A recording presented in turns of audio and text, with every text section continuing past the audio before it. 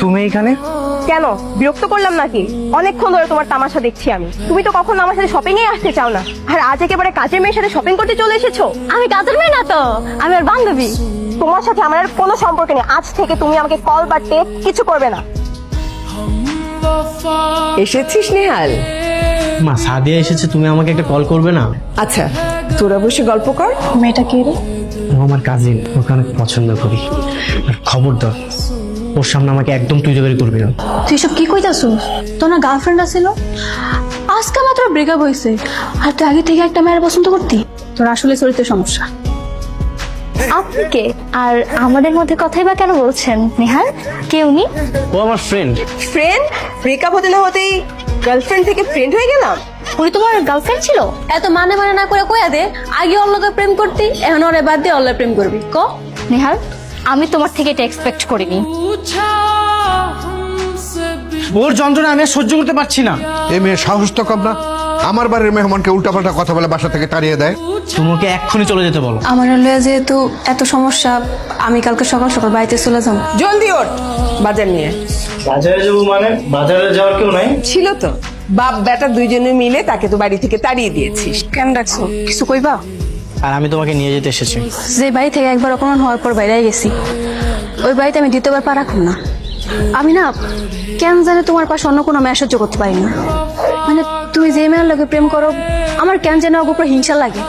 যদিও আমি জানি আমার হিংসা করার কিছু না, কিন্তু আমি না মানতে পারি না। আমি হয়তো তোমার অনেক পছন্দ করে ফেলাইছি। ভালোবাসা কইতে পারো, কিন্তু লাভ কি? তুমি তো আর আমার ভালোবাসো। এইসব তুমি কি বলতেছো? আমি তোমাকে নিয়ে এগুলো ভাবি না। মা, ও আসবে না। আমি বললেও না করবে না। নেহালের অ্যাক্সিডেন্টের পর সবকিছু এলোমেলো হয়ে গেছে। কি? নেহাল অ্যাক্সিডেন্ট করছে মানে? কবে? এই তো 15 দিন হবে। ওর পা দুটো অকেজো হয়ে গেছে মা, একদম চলাফেরা করতে পারছে না। তুমি কি একটু আসবে আমার এখানে? আমি আইতাছি। আচ্ছা, তাহলে তুই থাক, তুমি একটু ওকে দেখো, আমি একটু ওই দিকটা দেখি। হ্যাঁ, আসলে তোমাকে আসলে একটা কথা বলতে চাচ্ছিলাম।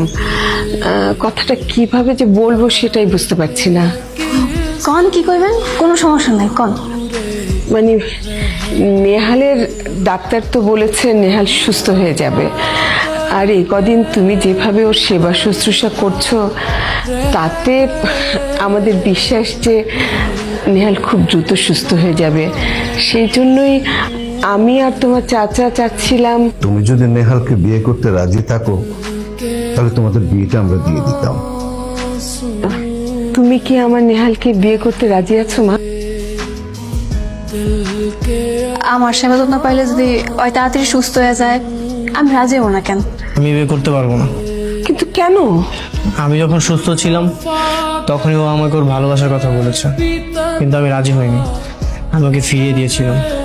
কিন্তু আজ আমার যে অবস্থা, এই অবস্থায় ওকে যদি আমি বিয়ে করি তাহলে ওকে ঠকানো হবে। কেন ঠকানো হইব? কেন? আমি চাই না কেউ আমাকে করুণা করে বিয়ে করুক। আমি তোমার করুণা করতেছি না, আমি তোমার ভালোবাসি দেখেই তো বিয়ে করতে রাজি হয়েছি। আন্টি, আপনি বিয়ে ব্যবস্থাটা করেন।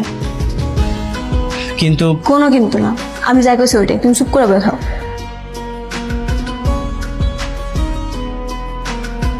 এইভাবে আর তোর বেশি দিন হাঁটো লাগবো না মগা, তুই তাড়াতাড়ি সুস্থ হয়ে যাবি।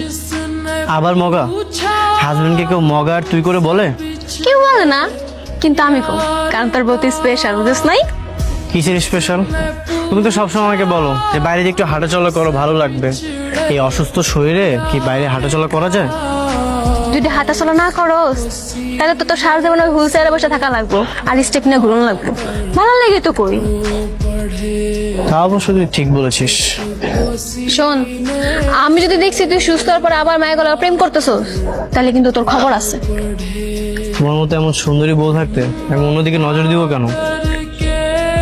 মনে যেন থাকে।